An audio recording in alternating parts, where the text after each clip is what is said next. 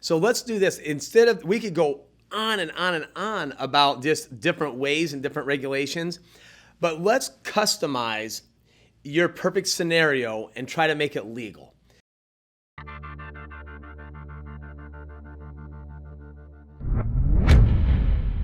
So in a perfect world, tell us what exactly you're trying to accomplish. You're in a poor community with people that may not be able to obtain bank financing.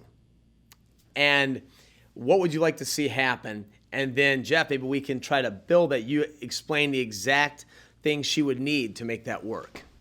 Well, like I said, a lot of people aren't able to get qualified from a traditional bank. So first off, if I'm going to do any type of owner financing or, like you had said, the lease options to a potential buyer, I want to make sure that I'm properly protected. So I want to make sure, do I give the deed? Do I not give the deed? What down payment do I need? What type of payments am I going to require? What percentage of that is actually to go towards the overall, like if we talk about a rent to own, or like you'd said, the lease option scenario, what percentage of that comes to me each month if it's a renting type of setup versus what goes in escrow for their overall down payment. So I just have a lot of questions. So we'll start there. Okay.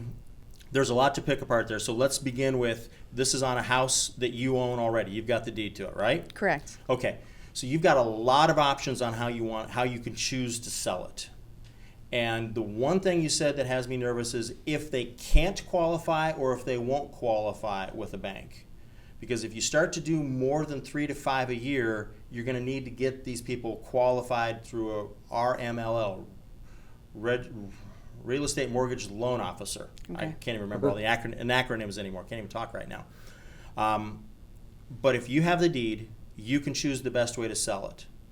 There's a lot of different ways to do it. I would tell you that go ahead and sell it depending upon how good they are with their payment history, their credit score, their employment, and how much their down payment is, choosing between either a land contract or typically go ahead and give them the deed and take back a promissory note secured by a mortgage or deed of trust. Okay. Let me dive into that a little bit here, Jeff. So basically what you're saying is, you're saying you can do 3 to 5 of these per year with just doing your own qualifications without involving a licensed loan originator. Correct. When you say 3 to 5, if she's doing these, because she's a high volume person, I know, Jen. I mean, she's not just doing 1 or 2 of these a year. So if she has one entity A, that has 3 to 5 of these done, can she go to entity B and do another 3 to 5? No, because she owns both entities. They'll trace it back to her. They'll trace it back to a common ownership interest. So the 3 to 5 apply to everything that she owns and controls. Now, if she's a minority owner in something else, she can probably get another 3 to 5 that way. But if she has control of 3 different entities, it all is treated as one. Okay? Great question.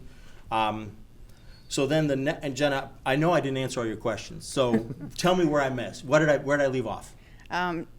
First off, what are some of the things that I want to look for whenever I go to screen them? Okay. And then what am I going to require for down payment?